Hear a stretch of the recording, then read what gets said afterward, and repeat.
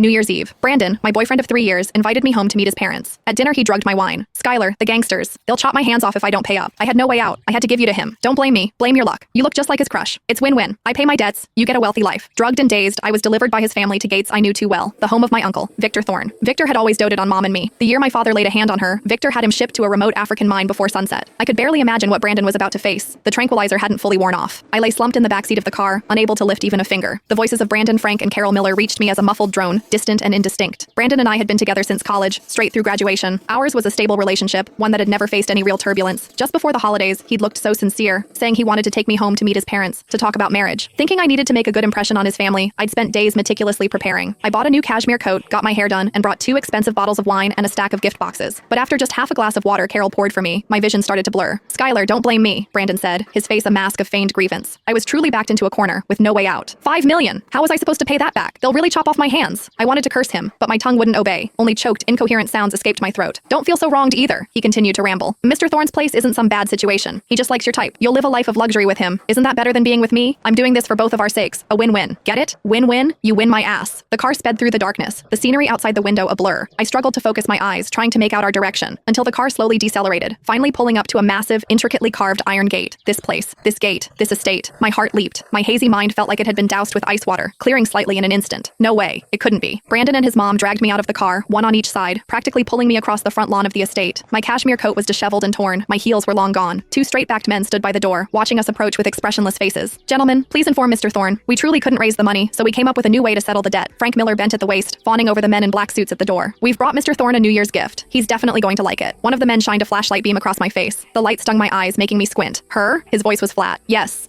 exactly. My son's girlfriend. Carol quickly chimed in, forcefully pulling my face straight. See? Doesn't she look exactly like the woman Mr. Thorne commemorates every year? We specifically found out about that. And she's a dancer. Very graceful. She'll be attentive to his needs. My stomach lurched. The man was silent for a few seconds, then gestured to a subordinate nearby. Go inform him. He turned back to us. Whether it works out or not, I can't say. Just come inside and wait. Thank you, sir. Thank you. Brandon nodded profusely, bowing repeatedly, as he dragged me towards the main house. By the time I was pulled into the parlor on the first floor, my legs had given out. I collapsed onto the cold floor. Mr. Thorne is with a guest. Wait here, the man said, then left. As soon as the door closed, Brandon immediately crouched in front of me, a mix of anxiety and calculation on his face. Skylar, help me out, just this once. He grabbed my shoulders and shook me. When Mr. Thorne comes, just say you came willingly. Please, I won't look down on you. I promise I'll treat you well afterward. I stared at him, unable to make a sound. Don't you dare stay silent. Carol also leaned in, her nails digging into my arm. If the Millers go down, you won't have it easy either. Brandon's your boyfriend. You should help him. Mom, don't scare her. Brandon faked a gentle reprimand, then turned back to me, softening his tone. Skylar, I know you're angry, but I really have no choice. $5 million. They'll kill me. The tranquilizer was slowly wearing off. I could feel my limbs regaining sensation. To read the full content, please download Novel Master and search for keywords on the screen.